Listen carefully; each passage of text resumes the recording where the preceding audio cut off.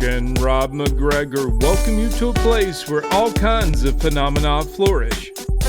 Voices whisper ancient secrets, signs and symbols are abundant. UFOs, ETs, ghosts, and even the dead move about freely. Here we meet authors, researchers, and investigators of the mysterious, the strange, and of the inexplicable anomalies that surround us. Step out of the everyday world and take a journey into the mystical underground.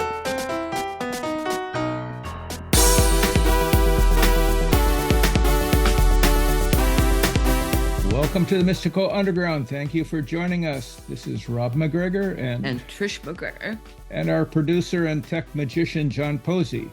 You can go to themysticalunderground.com where we make regular blog posts and where you can find out about our books. Among them are Phenomena, Harnessing Your Psychic Abilities, The Secrets of Spirit Communication, Sensing the Future, and Aliens in the Backyard.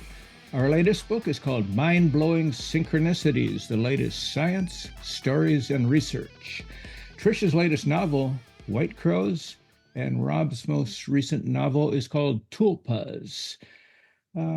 If you are watching us on YouTube, we would appreciate it if you would take a second to click the like, subscribe, and notification buttons so you never miss an episode.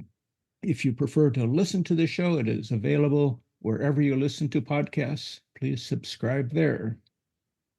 Our guest today is Vish Chatterji. After a successful career as an engineer, executive, and entrepreneur, Vish is honoring his sole purpose as an East meets West executive coach and Vedic teacher. He helps people find light in their work through the wisdom of their ancestors, leveraging the traditions of yoga, meditation, Ayurveda, and Vedic philosophy, and I can't pronounce this word, and Vedic astrology. His coaching practice, Head and Heart Insights, serves clients across the globe, and he's a faculty coach and educator for the Berkeley Executive Coaching Institute at UC Berkeley. Vish holds a BS in Mechanical Engineering from Northwestern University, an MBA from the University of Michigan, and an Executive Coaching Certificate from UC Berkeley. He's obviously been very busy. Vish has studied in traditional Himalayan ashrams and at the Chopra Center for Wellbeing. He was born in the bustling city of Hong Kong to Indian parents, has traveled to over 50 countries, and can get by in 7 languages. He resides in Redondo Beach, California, within a bike ride to the Pacific Ocean. He's a married father of 3 and is often found cooking with his family, working in the garden, and tinkering in the garage. Vish held public office as a board director for the Beach Cities Health District in LA, and is the author of The Business Casual Yogi, Take Charge of Your Body, Mind, and Career, and the newly released Astrology Decoded, The Secret Science of India's Sages, through Mandela Publishing. Welcome, Vish. Welcome, Vish. Thank you, Trish. Thank you, Rob. Appreciate the kind introduction. Boy, that's quite a bio. Yeah, You've been right. a busy guy. Yeah. Oh yeah, like 4 or 5 careers in one lifetime. Oh, Right, really? yeah. I mean, is That's that part in of your my- chart? Yes, it is. It is. Is actually. it? Yeah, I fought it for a long time. Before I got into astrology, I was fighting every step of the way. And then once I figured out astrology, I'm like, oh, okay, that's why. And then I started to relax about the whole thing. Wow. Okay, well, as we were talking before, I'm a Western astrologer and understand nothing of Vedic. So I was fascinated by your book because there's so much I don't understand. Hmm. So when you cast a chart, how does the Vedic method differ from Western astrology? I know that's kind of a complicated question, but Yeah, let's start with that. So I don't know a lot about the Western astrology system, so please correct me if I say anything incorrect, and if I offend anybody, please stop me in my tracks, because I've got a bit of a Indo-centric view because my ancestry is Indian, and the Vedic astrology system comes from ancient India. And I think part of it is that Vedic astrology was something that originated, we believe, 10 to 15,000 years ago in India, in the it wasn't called India at that time. It was called the Indus River Valley Civilization. They're at the foothills of the Himalayas near where current day Afghanistan, Pakistan, and India kind of meet. And these were these very enlightened beings, like almost like superhuman beings that had the ability in deep states of meditation to almost commune with the universe and hear things. And so this is called a heard tradition. We use the word shruti, that was heard and remembered. And they came up with this system to understand human consciousness. And from those teachings came the yoga system, the Ayurveda mind-body medicine system, the whole, Vedic philosophy and the pantheon of mythology and deities that comes with it. And from that same people came this Vedic astrology system. And it was an integrated system communicated in oral form for thousands of years, till we believe about 5,000 to 7,000 years ago, it was finally written down. Who wrote it? Well, they're called the Vedas, and it was these enlightened sort of seers and sages that started to write, and they wrote it in poetic form, in poetry. So when you read the poetry, unless you have the consciousness, you won't absorb the information. It's sort of coded within poetry and mantras and rhythm, basically. And so then over time, India got conquered by the Mughals, the Muslim Empire, and then the British Empire. And along those times, in order to conquer the people, they sort of subjugated all of the indigenous systems. And so Western education, Western way of thinking was sort of favored. And, Vedic astrology sort of got pushed to the sidelines. And of course, as we know, the Greeks, the Egyptians, the Mesopotamia, all the Babylonians, they sort of were able to kind of almost borrow from that Indian tradition and create their own systems, which then descended into modern day Western astrology. So you could say that Western astrology has links, not directly, but indirectly, back to the original Vedic system. Yeah, I was going to ask that question next, whether Western astrology was created independently or there was a link from the East. Yeah, so there is definitely linkages. However, we also have to remember that, conscious people tap into the meaning of the universe at different times in history. Right. So for instance, I was in Peru earlier this year, and I went to visit the temples of the Inca people. And you can see that they had a consciousness that matches up with what the ancient Indians thought about. But ancient India was, 15,000 years ago. They said, hey, the sun is our supreme planet, and the sun is connected to the metal gold. And so if we want to activate sun energy, use gold. Then, thousands of years later, the Peruvians, all of their, sun temples were lined in gold. They had gold walls, like gold, plates that were lined up the walls. So you could say, oh, did the Peruvians learn it from the Indians? No, they tapped into universal consciousness and came up with a system that matched the truth of the universe. Wow. So you could say that in Western astrology, Western astrologers at a very conscious level are tapping into the meaning of the universe. So some of it may be borrowed from other traditions, and you could link that back to the Vedic, but some of it is through human consciousness and intelligence. So Trish, I want to get back to your question: is what is the difference in the chart? Because that's kind of the question. So the Vedic system picked a fixed point in space, and there's a star. We call it Chitra, but I think the English word is Spica, maybe Spica, Spica. So we pick that spot in space. We draw a line directly from there, 180 degrees across, and we call that 0 degrees of Aries. So our zodiac in the Vedic system starts at this fixed point in space that never changes. So 15,000 years ago, 10,000 years ago, today, 30,000 years from now, 0 degrees Aries is always in the same spot. So when a Vedic astrologer says, hey, your Mars is in Aries, that's the same throughout the ages. Now, in the Western system, as I understand it, and please correct me, Trish, is that the 0 degree point of Aries shifts over time. Right. So depending on the sunrise in the spring, the spring equinox, that vernal equinox point, wherever that happens, that becomes the 0 degree marker of the beginning of the zodiac. And so it shifts. And right now it's shifted about 23 degrees from where it started around 200 AD is when the two zodiacs were aligned. And so this tropical zodiac keeps shifting, and, eventually it'll move 0 degrees Aries actually moves into Aquarius. Right. Call it the age of Aquarius. So that's maybe a fundamental difference, is the Vedic chart maps to what you see in the sky, and the Western astrology chart doesn't actually map to the sky, right? Well, when you do a horoscope for somebody, a natal horoscope, do you have a rising sign that sets up? You Yes. do. Yeah. So we basically, the way we look at it is, and this is maybe another fundamental difference, is the English word is a sign, Uh-huh. but we call it a rashi. And a rashi means a heap of energy. So, Hmm. so a constellation that is a heap of energy. So it's not a Uh-huh. sign, it's an actual energetic thing.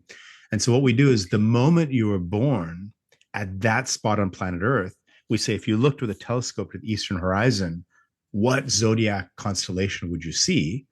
And that constellation is showering its energy on you, and that becomes your rising sign or your lagna, the fixed point. That then marks the first house of the horoscope, and then we count everything around that to these 12 sections of sky, for, Aries, then Taurus, Right. and Gemini, and Cancer, and so on and so forth. Well, what's your rising? So I'd like you to guess. Oh no, I have to talk to you some more first. So let's see. I gave you a clue earlier on. What was it? Oh yes, you said that. Oh, Vish likes to cook at home. He likes to be with his family. A Cancer. Yeah, exactly right. Very good, Trish. Well done. Well done. Okay. I saw that cookie, and that was the first thing that occurred to me. I thought, oh, this guy's a Cancer. Yeah. Cooking, hosting, entertaining at home, wanting to be in the ocean or in water. That's all right.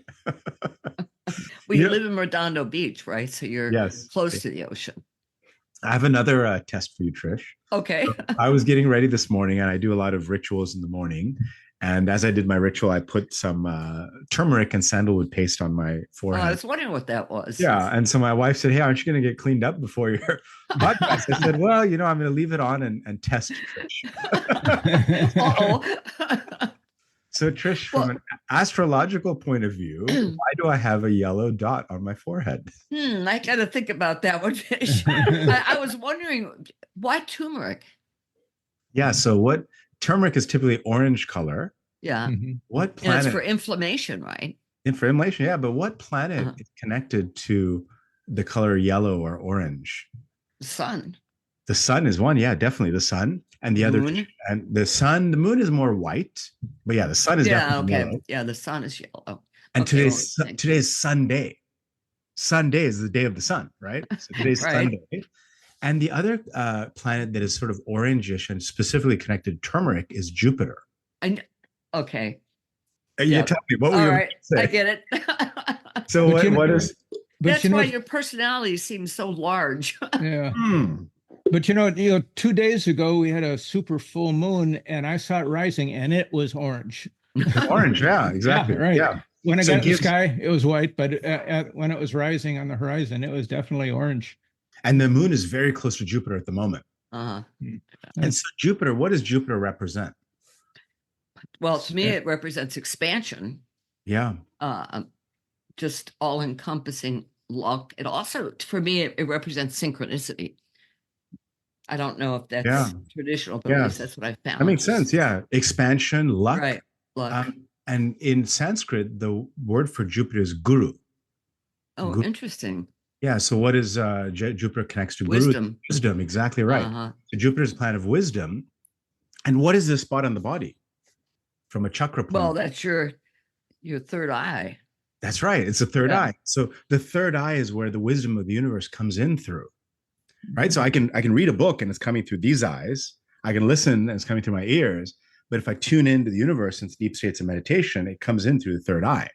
Well, maybe I need to learn how to do this with the turmeric in the forehead. I love that. So when you in India, whenever you go to a temple, they put turmeric. Then they put a red powder called kumkum. Okay. So, but usually turmeric is always the base. So you put turmeric, and so now you've activated Jupiter's wisdom to come in through your third eye. And I'm saying, hey, this is called your podcast is called has the word mystical, right? Right. So we need mystical wisdom to come in. So I have to put some, that Jupiter energy to open up that third eye. So then we have a wisdom-based conversation. Well, how do you keep it on your forehead? It dries up, and throughout the day it'll start to, but it's a paste. It's water and turmeric, and they put some perfumes in it, some sandalwood.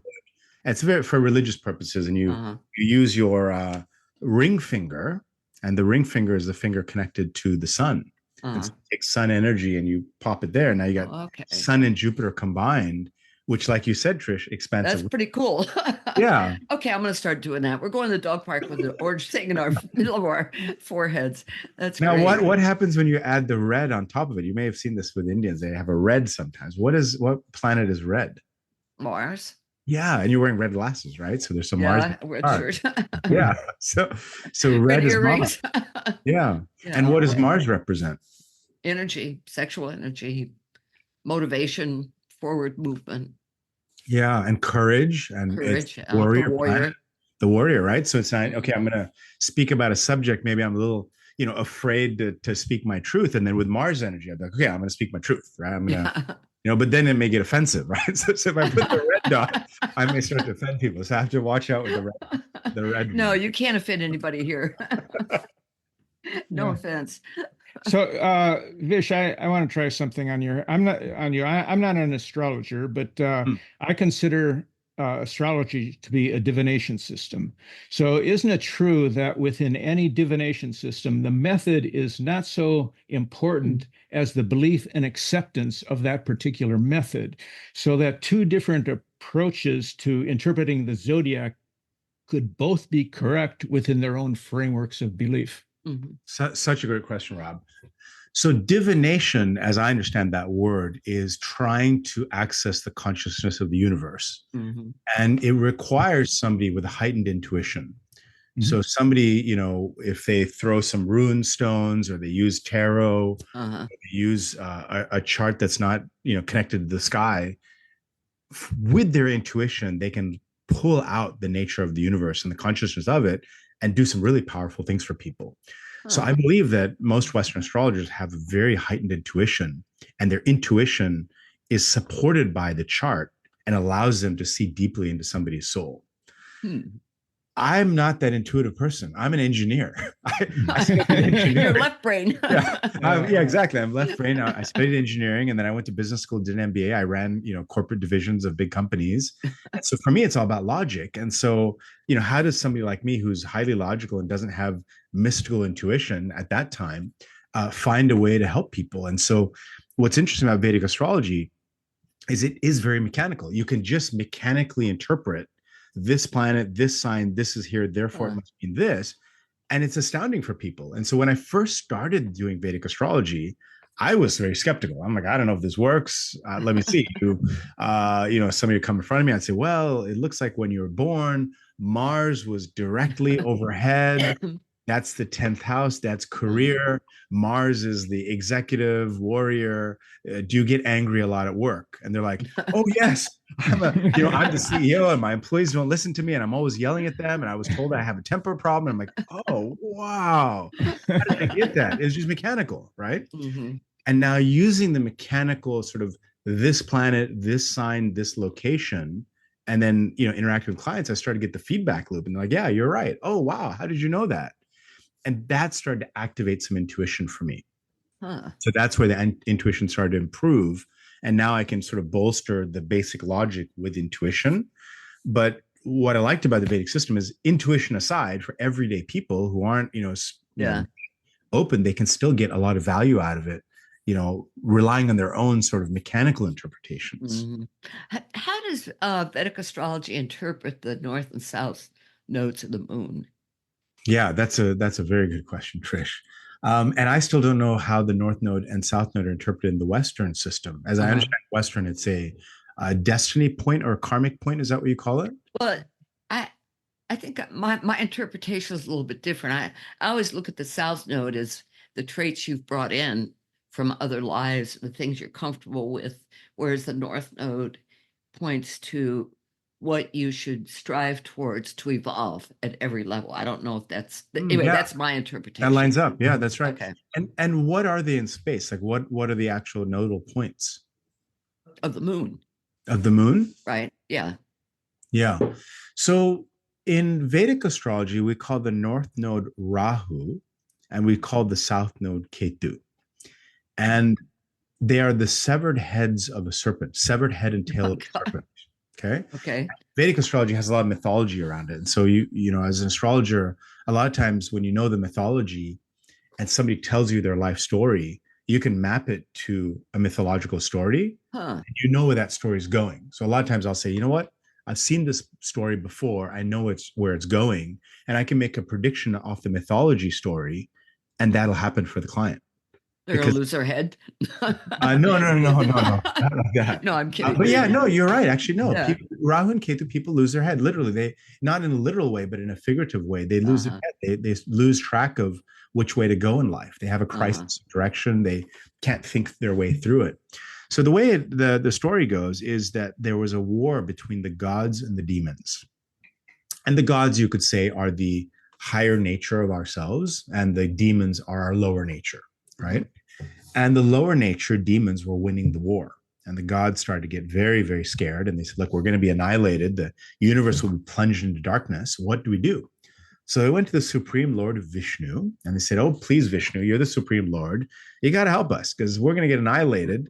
Dark forces will take over, and it'll be the end of the universe. Kind of like a big Star Wars epic here, you know?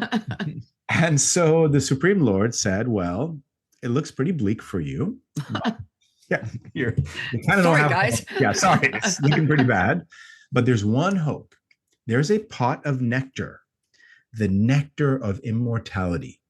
And that pot of nectar lies at the bottom of the Milky Ocean, kind of the Milky Way, you could say, is the star constellation.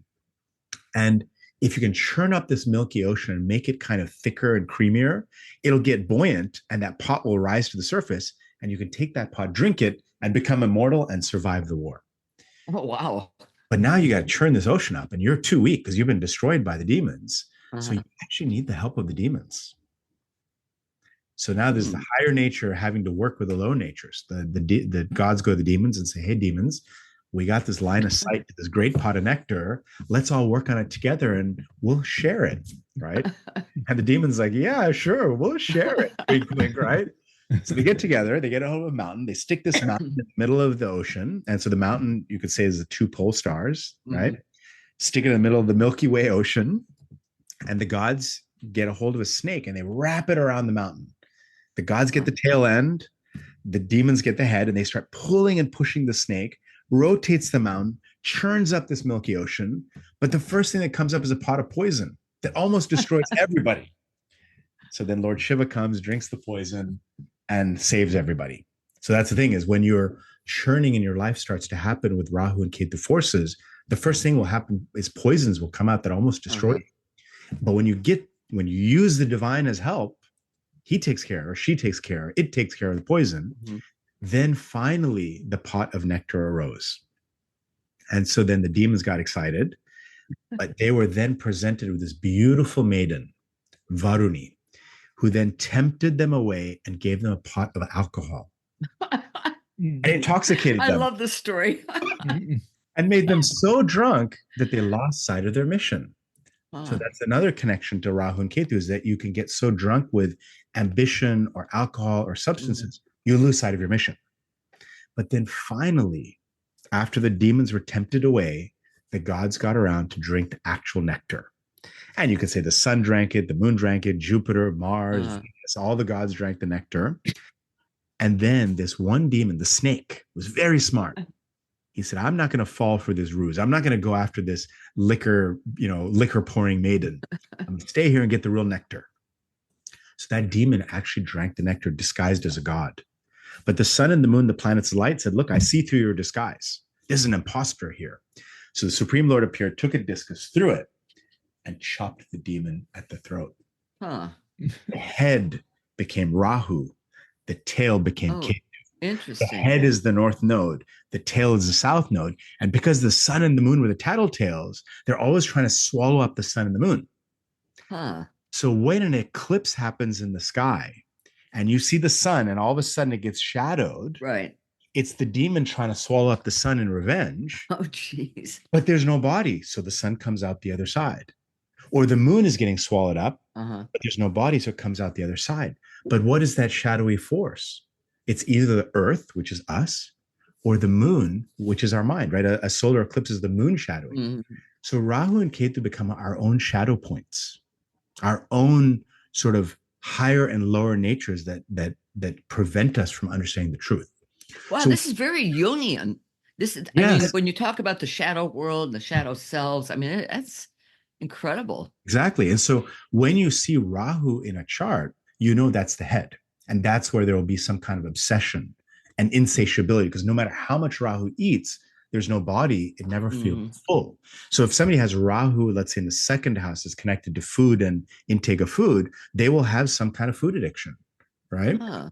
If Ketu is there, Ketu is the tail that's cut away. It says, I'm out of here. I don't want this anymore, right? So I, for instance, have Ketu in my house of career.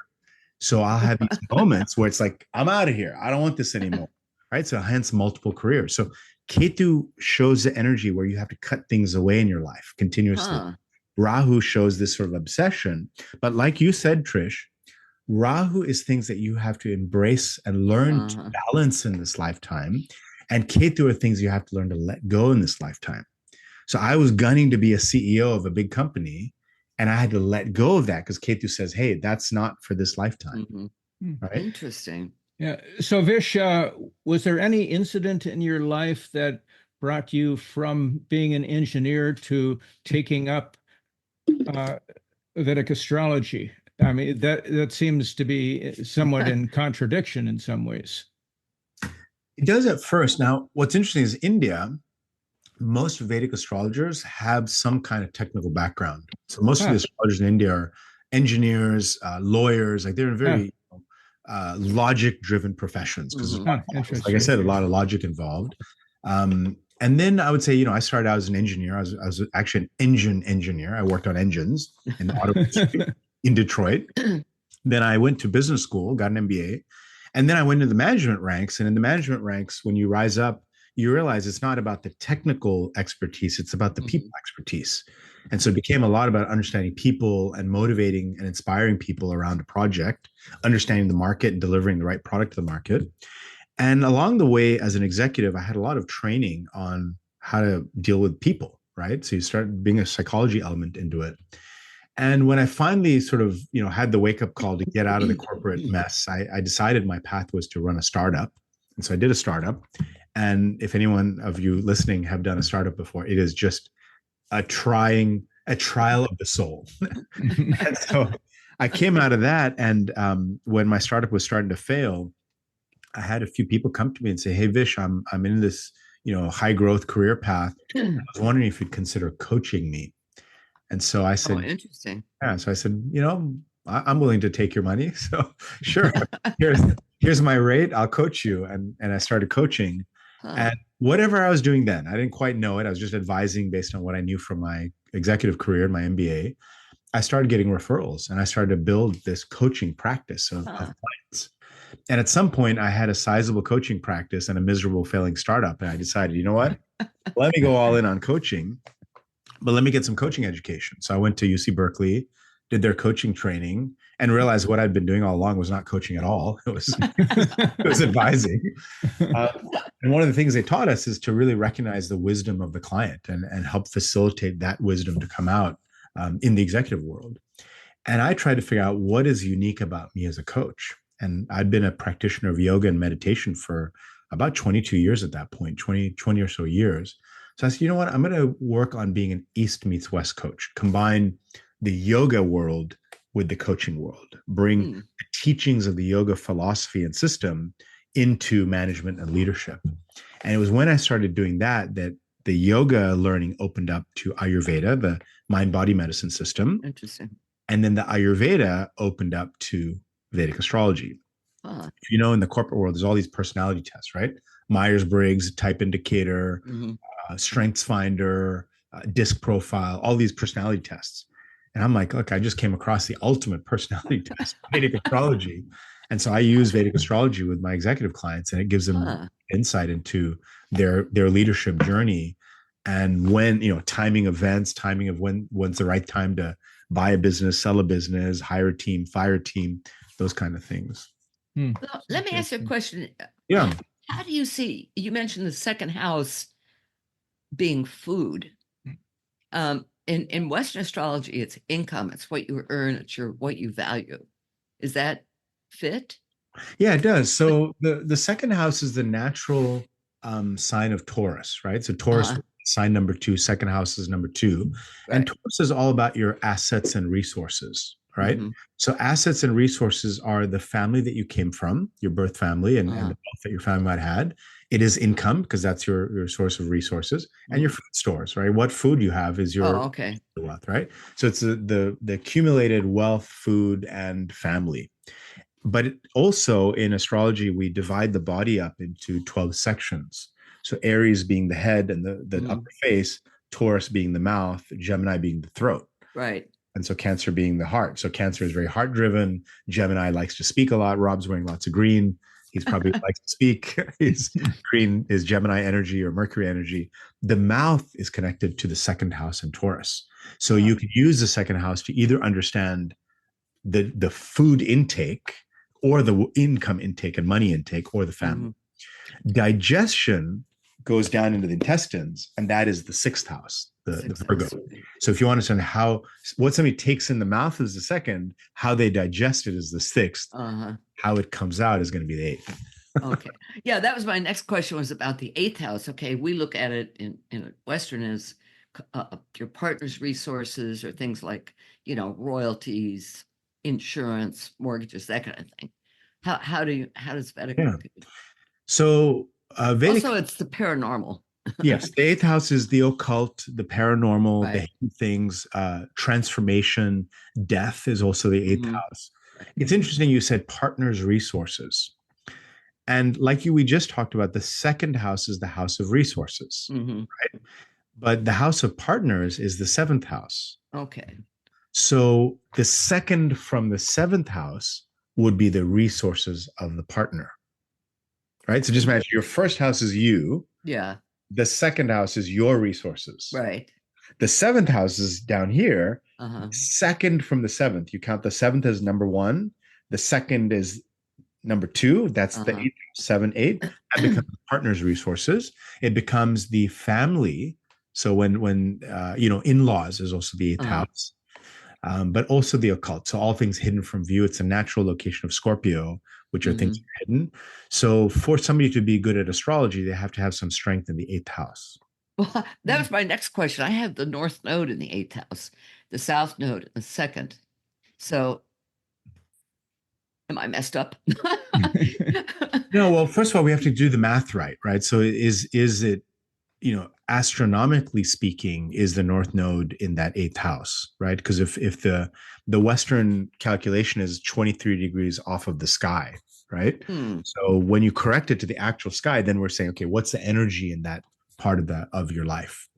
So if the math is correct, and Rahu is in the eighth house, Rahu is the north node, Rahu is the, can't get enough. I want more. And the eighth house is the occult. So you would want more and more of occult knowledge, paranormal knowledge. You'd have almost an obsession around these hidden from view subjects. That's true. Right? Okay. And what about the second? So then Ketu goes in the second, and Ketu is saying, hey, I'm out of here. And the second house is family and wealth and income. So you may have had to sort of walk away from your family a little bit, your birth family specifically, where you're like, hey, I'm not accepted by them. I need to do my own thing. And then that second house also, like, I might have to give up a career that could make a lot of wealth, but I had to give that up to pursue my interest in paranormal. And again, that is only correct if the math lines up. Yeah. For this guy. So what is your ascendant degree? Do you know that? It's Scorpio. I think it's 0. Hold on. I gotta look here. Yeah. I can look it up for you too, if you want. It's 0 and 40 minutes. 0 so degrees. 0 degrees, 40 minutes. Okay. In Scorpio. Yeah. Right. So the Western 49 minutes. I'm sorry. 49. So it's not even a degree into Scorpio. Right. So that's tricky, right? Because and that's a Western calculation, right? Yeah. I don't have the Vedic. Yeah. So usually what happens is you move a sign back. The Western, like, for instance, like if you were Scorpio, you're probably actually a Libra by actual calculation. So if you were to stand in front of the hospital when you were born and you looked to the eastern horizon, it would actually be the constellation of Libra. Oh, interesting. right? So it ends up Okay. moving back. Are It's you are you a Cancer in both systems, or so it depends, right? Because in Western system, do you go by the sun sign or the rising sign? Both. Both. I mean, I Okay. use both, but Yeah. In the Western system, my sun sign would be Cancer because I'm born on June 23rd, right? So okay? that's the sun. But if you actually correct it to where the sun was in the sky, the sun was in Gemini. huh. Hmm. So So and that's where there, you get your communication ability. yeah, because the Yeah. sun is technically speaking in Gemini per the sky, Uh-huh. but per the Western chart, the sun would then be in Cancer. So same thing, I would think then if we shift by one sign, my rising sign in what in Vedic is Cancer, Hmm. but if you subtract 23 degrees, Uh-huh. put it into Gemini. So as a Western astrologer, you'd say, oh, you're Gemini rising. Uh-huh. Well, Right? now, do you use software, Vedic software? Yeah. Yeah, there is. Okay. Yeah, you have to calculate. I mean, there's so many calculations, right? So for you, for instance, if you're a Scorpio rising and at 40 minutes, which is let's say less than 1 degree, Uh-huh. and you subtract that 23-degree difference to the sky, it would actually put your rising sign in Libra. Hmm. So then if we do that, then what I want to know is what happens to your eighth house and what happens to the nodes. That's what changes, right? Hmm. But So, that would put Scorpio in the second house, which means you make your income through the paranormal. well, that's true. Is that your primary work is in the paranormal space? Yeah, I mean, that's what we write about. Yeah, I write, exactly. I write paranormal fiction. You know, we've done a lot of paranormal nonfiction books. Yeah, So that that fits. that I would be think a I like. I perfect. think I like Vedic better. Well, It just goes on. It goes deeper. I mean, it really goes Yeah. deep. Yeah. well, and Ah. just real quick, and maybe I missed it, but Vish has said a couple of times if you take into account the 23 degrees. So, and if you explain this already, I'm sorry if I wasn't tracking, but when you say that, where does the 23-degree differential come from? Yeah, good to clarify that. So remember, we talked that the Vedic system is based on the 0 degrees of Aries being a fixed point in the sky. And so it never changes. But the Western system, 0 degrees Aries, is based on the sunrise in the spring, the vernal equinox point. And that shifts every year. So every 72 years, the Western zodiac's beginning point shifts by 1 degree. Huh. So every 72 years, you shift a degree, because the Earth, when it rotates it, there's a wobble on its axis. So it's called the precession of the equinox. So as the Earth wobbles, when the sunrise happens in the spring, it's at a different spot every year, and every 72 years it recedes by 1 degree. And so now it's receded by 23 degrees. And so if I go 23 degrees times 70 years, we get to approximately 200 AD. In the past, 200, the year 200 was when both Vedic and Western lined up. But then the Western has drifted, and the Western has drifted to the sky. And so a lot of times I'll say, and this is where maybe Western astrologers get offended. I said, look, stop looking at your computer screen and your chart. Look out the window, see what's out there. It doesn't match, Good. you know. Whereas the Vedic astrologer look at the chart and look at the sky, and the two line up, right? That's interesting. Yeah. And so some Western astrologers are shifting, though. Some Western astrologers are using what they call sidereal calculation. And sidereal calculation, so the sidereal Western astrologer is using the accurate position to the sky, what's observable in the sky. Oh, so that coincides with Vedic. Yes, sidereal Western would coincide with Vedic. Yeah. Yeah. Vish, I've had one Vedic reading. It was at an Indian festival I went to, and it was probably 15, 20 minutes long. And I think he called me, I'm a Western astrology, I'm a Taurus. I think he called me a Gemini. Well, you were a double Taurus with rising and sun. Yeah. So this reading, it was very negative, but very accurate. I mean, he didn't cheer me up at all, but what he said it turned out to be quite true. So I was impressed in a kind of a sad way about that. So I was, So what are you? yeah, So that's what's interesting is he said you're a Gemini rising. I called you a Gemini rising on the show today because I saw your Uh-huh. clothing, right? So I said, look, he's wearing a green hat. He's wearing, and the head is the first house. Even your blurred background has a green tint to it. okay. That's The shirt is true. green. And so I would say, okay, that's a Gemini rising. And Wow. Trish, when somebody's a Gemini rising, what is the planet that rules Gemini? Mercury. Mercury. So Mercury is Yeah. a green color. Now, then you go to Vedic Astrology and they give you a very accurate reading that can sometimes be a little bit jarring because it's like, okay, this is going to happen this day, this is going to happen that day. And you're like, wow. But what I like about the Vedic system is it then gives you remedies. It says, okay, you can do something about everything, right? Oh, wow. So let's say Rob said, look, I know I'm a Gemini. I should be a good communicator, but I'm having a horrible time communicating. I want to improve it. So then we say, okay, he's a Gemini. The planet behind is Mercury, and Mercury loves the planet green. Uh-huh. So by starting to wear green more often, you will improve your communication, right? Huh. So it's a very active system. You have to actively manage your life. So whatever you're right, like if I'm a Cancer rising, then the moon is the planet behind my sign, behind Cancer. Mhm. The moon is a planet of emotions. So likely my emotions could wax and wane. So astrologers say, hey, Vish, your emotions can be all over the place. I was like, oh my God, how do you know that about me? Yeah. And so then what do I do about it? And he's going to say, well, start tracking the moon phases. Oh, And so I interesting. track every day. I track the moon. I know exactly where it is. Uh, The sky. I'm like, okay, the moon is here. The moon is here. The moon is here. It's in this sign. It's in this sign. And by being more conscious of the moon, by doing full moon meditations, I start to calm down that moon energy, which then calms down my emotions. what about lunar eclipses? How do those affect you? So they're going to affect me in an outsized way. Uh-huh. So on lunar eclipse, I would be very, very careful not to go outside in that energy. And I also, even at my altar, I won't light any candles or any fire because you don't want that energy Right. coming to your home. Uh-huh. So Vedic astrology gives you this very, rich set of remedies and ways to manage the energies. So you kind of have to take control of your life and start to actively manage it.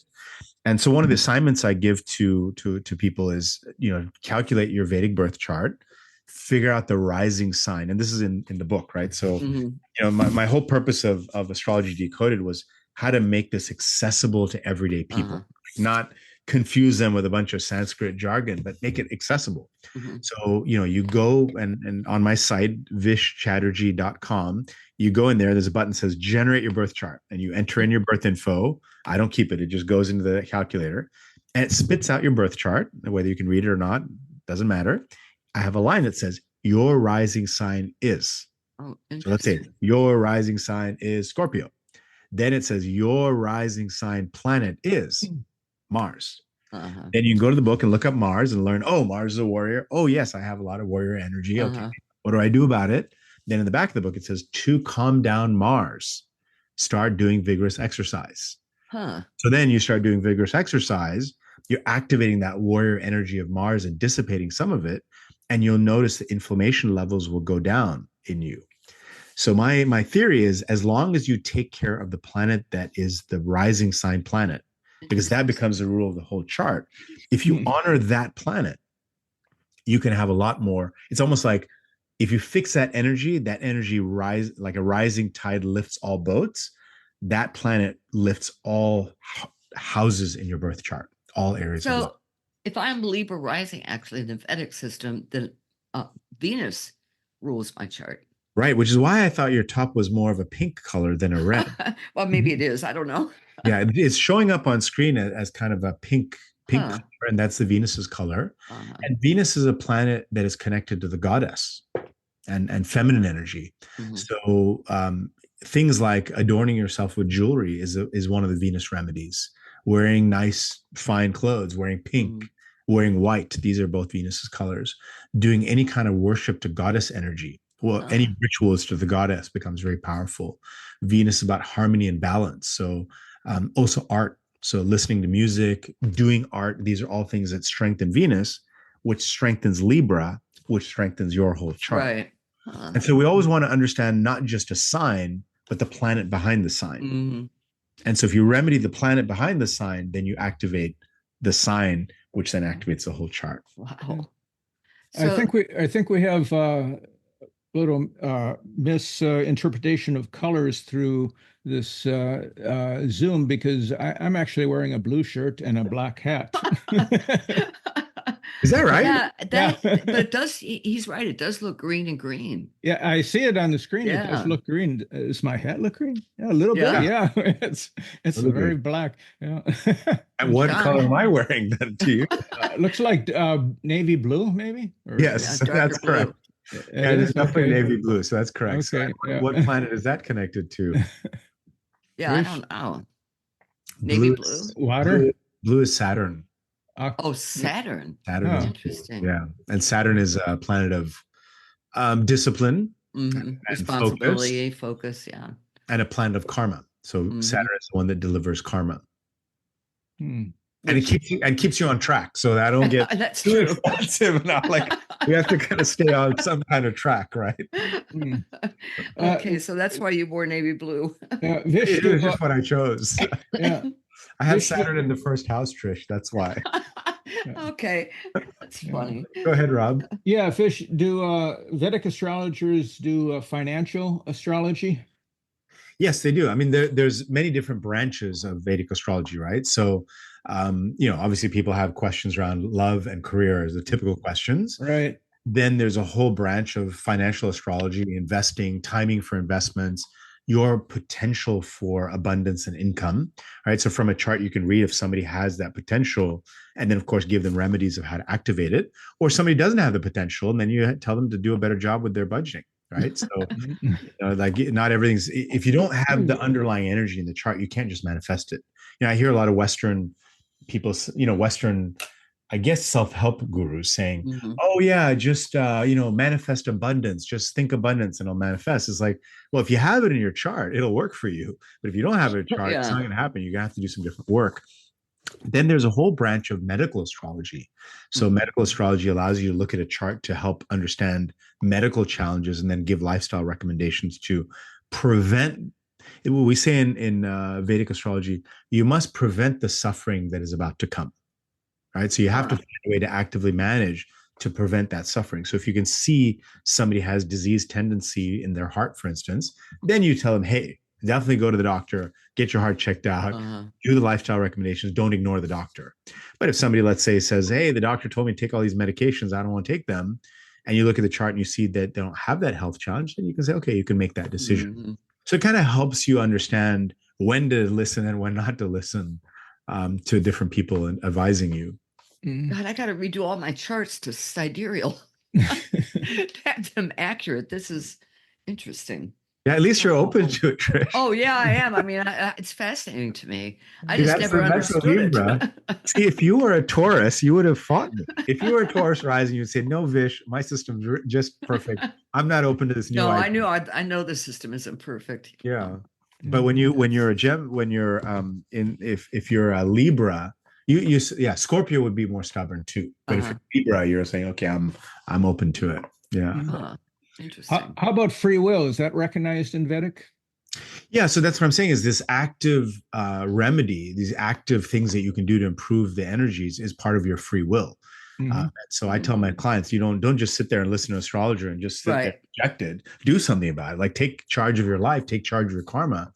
So there is a lot of free will, and we have different kinds of karma. So Vedic astrology is based on an understanding of karma. And karma that happens over multiple lifetimes. So I think, in the Western world, there's a debate: is the reincarnation real? Is it not real? And Vedic system is just a given. It's like it's like asking, is gravity real? Prove it to me. Well, so karma is a real thing, and reincarnation is a real thing. It's understood in the Vedic system. And so every lifetime, all the things that you do create a balance sheet, right? So I'm going around a whole life and just being horrible to people. I'm creating a negative balance sheet. I'm going to pay that back, but not sure when. So one lifetime I was horrible. Next lifetime I was horrible. Then one lifetime I was good. Then I'm born again this lifetime. And all of a sudden a bad thing happens to me. I'm like, why did that happen? I was good last lifetime. Well, not all your karma of all lifetimes shows up in this one life. It's almost like you have a closet full of karma. And this lifetime you take a carry-on bag. You just have one carry-on bag, not the whole thing.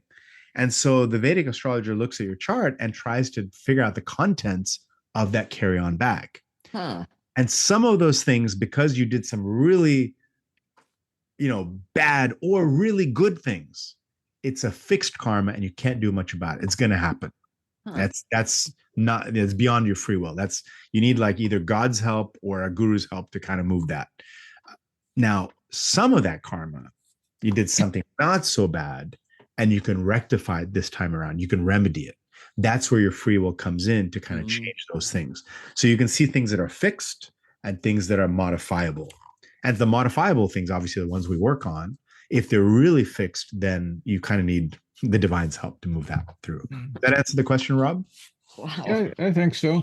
I think in the East, there's a lot more belief in astrology than in the West. I think in Nepal, in fact, astrology is used as part of the government.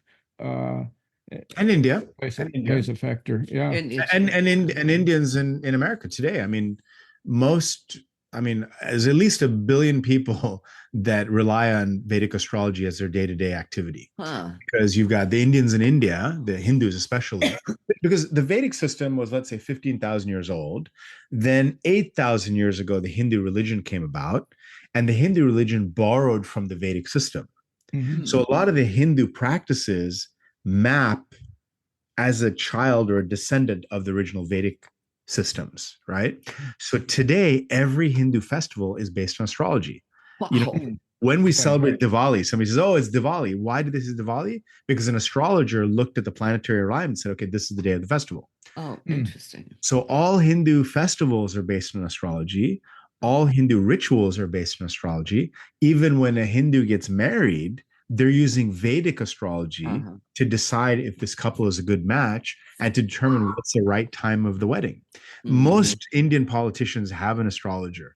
They wear, if you look at Indian news, you'll see they all have rings, and all the rings are gemstones connected to different planets. So it's very much an alive, unbroken system from 15,000 years ago, adopted by modern Hindus, even though they don't realize it comes from the original Vedic system. So today, if I say, I want to do a Hellenistic ritual or an Egyptian ritual, I can't find a living person to teach it to me easily, right? It's kind of like we're trying to understand it. But if I want to do a Vedic ritual, I can go to Hindu and say, hey, what are you doing? They don't know what they're doing. They're just doing it because they're supposed to. It's a religion. Right? Religion tells you just do this. But behind it is the Vedic. So for instance, most Hindus, they go to the temple and they get a yellow dot put on their head and they have no idea why. They're just like, well, that's what you're supposed to do. That's what the priest does. But an astrologer can say, wait a minute, this is coming from your original Vedic tradition that understood Jupiter as a planet of wisdom and expansion and good fortune. And that's the third eye of your knowledge. And so the priest is doing that for this reason. So what I found is Vedic astrology helps me explain why people do the things they do. That's what's been brilliant for me as an engineer. I want to know why people do what they do, right? And hey, real quick, and just kind of out of left field, but Nancy Reagan took a lot of heat back in the 80s for having an astrologer on staff. Yeah. So. Yeah. But that was a Western astrologer. Yeah. True. Yeah. But again, the Western astrologer has so much intuition ability, they overcome because the way I explain it, and Trish, again, please correct me if I'm wrong, is by using a tropical zodiac, you're mapping what is present in somebody's ego today, right here, right now. So you're understanding the person's psychology of the season, right? Because our psychology changes over time. Right. It has a lot of validity. And when a talented Western astrologer uses the rising sign and interprets the chart, they're using their intuition combined with a map of the sky to the current season to help the person understand that season. So it has validity. It doesn't have the same sophistication of remedies and rituals and deities and mythology and planetary periods. And I don't even think you know about the concept of divisional charts. That's a whole nother area. Yeah, Yeah, go ahead, Rob. Yeah, I think Trish uses a lot of psychic ability in her astrological readings. I mean, she really blows people's minds, including mine. When I met her, this is over 40 years ago, Mm. and I had, gone through college where, you know, astrology was something that was not considered to be a legitimate science and something worth looking at. But I had also always been from a family that was very mystic oriented and open to the paranormal and the mysteries of the unknown, I should say. Mm. And so when I met Trisha, I was somewhat skeptical, but I was open to seeing what she would say, because I had just met her. She didn't know me at all, and it was like she talked to me as if she had known me all my life. It was quite astonishing, and so I married her. Yeah. Yeah, I mean, I'm sure there's some past life connection. I think we all come across people that are past life connections. I mean, it happens all the time. It's a glance at the street and you make eye contact, and like, oh, there's a familiarity, right? Yeah. But there's certain people that had a very deep role in our lives, and they're more than just a familiarity. And so you feel like you've reconnected after lifetimes. Right. And there's just sort of like, now you have to continue the work that you left off with last time around. Mhm. Yeah. And when Well, go ahead. yeah, and when I met Trish, I was actually working as a journalist, a newspaper reporter, and I was interviewing her. And afterwards, she went home and told her roommate, "I just met the man I'm going to marry." Well, I knew it. She told me that later. I mean, it was a surprise to me because I was married at the time, but it still happened. Yeah. It's incredible. Yeah. And Trish had the powers to know, right? Because of the psychic abilities. So psychic abilities, Trish, are connected to Ketu, the south node. The south node, okay. Because Ketu had its head cut off. Uh-huh. So the head contains all of our logic. And when you cut off the logic, then you have the intuition. Right. And a heightened intuition is the psychic ability. So Ketu is the marker for people who have psychic abilities. And usually they have Ketu somewhere with the moon, typically. So even though the moon is an eclipse point, it sort of goes beyond. Right. In Indian system, we have Lord Ganesh. So I have Ganesh behind me. And Ganesh's story is that he had his head cut off because he was a boy and he was trying to guard his mother, and dad came home and dad didn't recognize the boy, chopped his head off. And then mom got really upset and said, "Hey, why'd you chop our kid's head off?" And said, "Oh, I didn't know." And he grabbed an elephant head and put it on. But the story behind the mythology is that only when Ganesh had his head cut off was he able to access the wisdom of the universe. So he's sort of the keeper of the wisdom and the reminder that your logic can only take you so far. You have to go beyond the logical mind. And people like Trish already have that ability. The rest of us are sort of learning and training ourselves along the way. Now, do you remember? Do you have memory of your past lives? Any of them? I did not, and I would have sort of looked funny at you if you'd asked me that years ago. But I was with Deepak Chopra, and Deepak took us through a past life regression in our training, and I saw myself as a priest in a temple in India, in Varanasi. And in this life, I've actually been to that temple, and I remember I was walking along, and I heard this man chanting by a fire. And I just felt attracted. So I sat, and it was a family shrine. It was actually at somebody's home, an outdoor shrine on the banks of the river. And I just went and somehow sat down there, and he didn't get offended. He just let me sit.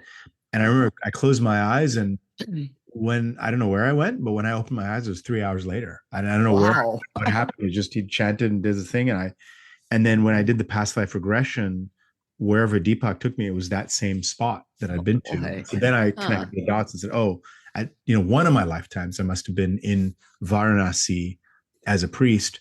And then I'm like, still like skeptical, like, is that true? Did I make that up? What's that connection?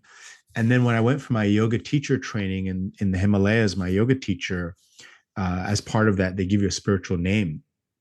And he goes into deep states of meditation. And the name that came to him was the ancient name of Varanasi, which is called Kashi. Oh, wow. So I was like, all right, well, that's starting to be a little spooky. alignment. That's fascinating. Yeah. And now that I know how to read my chart, I look in it and there's a star constellation that is connected to being a priest. So that sort of fixed. Interesting. That's in your chart now? Yeah. So in the zodiac signs, we have the 12 signs, right? Aries, Taurus, Gemini, Cancer, so on and so forth, Leo, Virgo. We also use 27 distant constellations in the Vedic system. And those distant constellations are called nakshatras, and they give a much more deeper fidelity into understanding the sign. So even though, Cancer is a sign, within it, there's a distant constellation called Pushya. And Pushya constellation is ruled by a deity called Brihaspati, and he's the ritual master. So you start do you teach this stuff through Zoom? I want to be your student. This is fascinating. Yes, I have some students. I teach people sometimes. Do you? Yeah, quite a few Western astrologers actually that switched over. Yeah, the system sounds more accurate to me. It just seems, because there's such a mythology and a history, and you've got this context of all this mythology, the accuracy of the sky, but then also the whole yoga system, right? So yoga is considered to be one of the ultimate remedies for a birth chart. So this one spiritual teacher, Satguru, you may have heard of him, Satguru. He's the guy with the big beard and turban, and has millions of followers. He once said that when a yogi comes to a Jyotishi, so the Sanskrit word for Vedic astrology is Jyotish. Jyotishi is one who practices Vedic astrology. So when a yogi, a practitioner of yoga, comes to a Vedic astrologer, the astrologer takes the chart and tears it up and throws it away. He said, why do you need the chart? You're doing yoga. You're transcending your chart. So yoga is, and I don't mean the pretzel twisting gymnastics on a mat yoga. I mean the whole philosophical system of yoga. There's 8 limbs of yoga. There's lifestyle guidelines, there's breathing techniques, there's meditation techniques. When you do the whole system of yoga, which I wrote about in my first book, The Business Casual Yogi, if you do the whole system of yoga, you start to transcend those chart energies. You become beyond the chart. You rewrite your own chart. Okay, Rob. He was a yoga teacher for 20 years. Yeah. So. And actually, Trish and I co-authored a book called The Way of Astro Yoga, combining astrology and yoga with a series different series of postures related to the different signs and the energies related to those signs. Okay.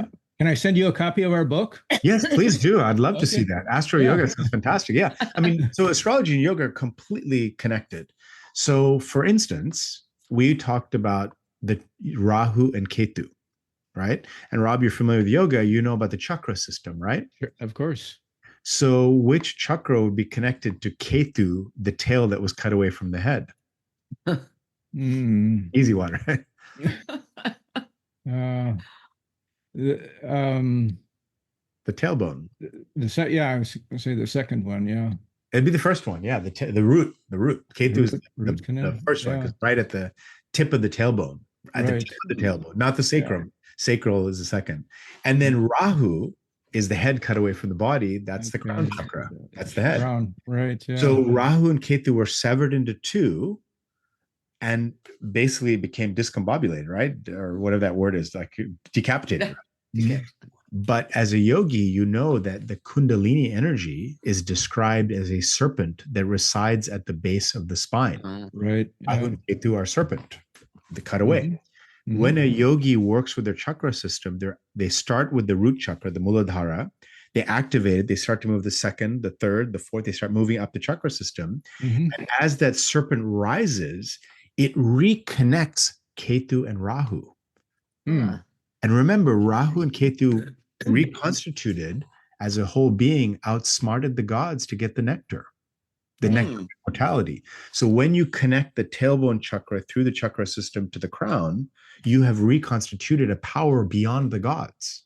And now you access the nectar of immortality, which is the samadhi state. So that's sort of the secret within yoga, is that what yogis are trying to do is reconnect Rahu and Ketu, because that's a power beyond the gods. Yeah, that's interesting. This is fascinating. And that's why religious people don't like yoga, right? Because you're going beyond the gods. Yeah, that's great. That's what we all need. Can I ask one last question? Hopefully, so turmeric. Never know if I'm saying it correctly. Yeah, turmeric. Turmeric. So on a practical level, because most of this is way over my head, but on a practical level, I started taking that about 4 years ago. All my life, I've had horrible allergic reactions, seasonal reactions and stuff. I started taking it, and they just went away. So, and as an anti-inflammatory, it seems to work wonders. And in part of the mythology you were speaking of earlier, you talked about inflammation and doing away with that. And so, I guess, so having said all that, the question really is, where does turmeric fit into? So as part of the third eye and stuff like that, I guess is the point. Yeah, you're being asked by a Leo sun. Who also has Virgo rising in the Western. Yeah. So, I mean, look, you can't walk around town with a yellow dot on your forehead. People think you're a little crazy. I do it. I'm in California, so for me, it's no problem. I walk around with red dots and yellow dots. Florida, we might get shot. But where does turmeric fit in? What is the how does it fit into the whole thing? Yeah. So a few things, right? Think of yourself as a body, a mind, and a soul, 3 layers of your being.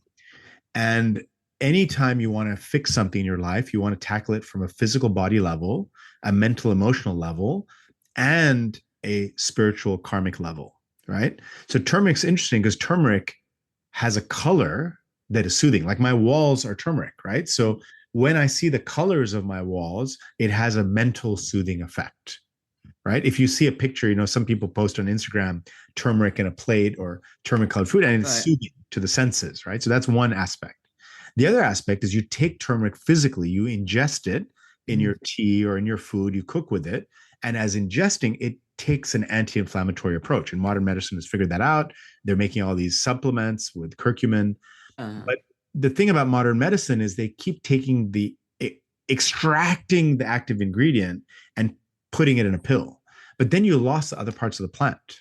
So, it has a fast acting effect when you do that. But on a long-term basis, you don't need that. You need the whole plant.